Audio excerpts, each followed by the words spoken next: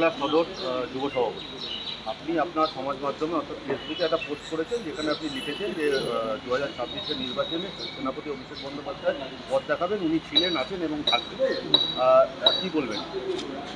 যেটা ফেসবুকে দিয়েছি, সোশ্যাল মিডিয়া, সেটাই বলছি এখনও, যে আগামী 2026-এ নির্বাচনে মমতা বন্দ্যোপাধ্যায়কে চতুর্থবার মুখ্যমন্ত্রী করার জন্যে আমাদের সেনাপতি কীভাবে আমাদের লড়াই হবে, কিভাবে আমরা বিজেপিকে মানে 70 থেকে আর নিচে নামাবো, তার প্ল্যানিংটা অভিষেক বন্দ্যোপাধ্যায় করতে শুরু করে দিয়েছেন এবং সেভাবে পথ দেখাবেন, আমরা জিতবো।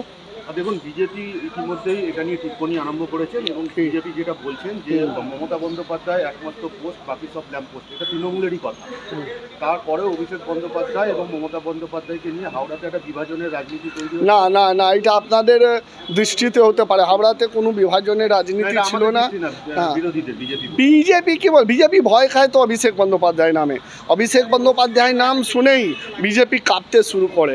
তাই অভিষেক বন্দ্যোপাধ্যায় যে এই যে কাজ শুরু করে দিয়েছেন 2026-এর জন্যে, ওরা ভয় হচ্ছে। ভয়ে তো সেইটা বলবে না যে আবার অভিষেক বন্দ্যোপাধ্যায় আবার নেমে গেছে, আবার গোল দেবে, আবার আমরা হেরে যাব, সেইটা না বলে গোষ্ঠীদ্বন্দ্ব অন্য জিনিস বলছে। আপনার এই পোস্ট যাতে ঘিরে আপনাদের জেলা সদরের যে সভাপতি আপনাদের দলেরই কল্যাণ ঘোষ, উনি বলেছেন যে এই পোস্টের দায়িত্ব যে করেছে তার, অর্থাৎ একটা দ্বিমত পোষণ করছেন এই পোস্ট। সে উনি যদি দ্বিমত করতে পারেন তো উনি বলবেন।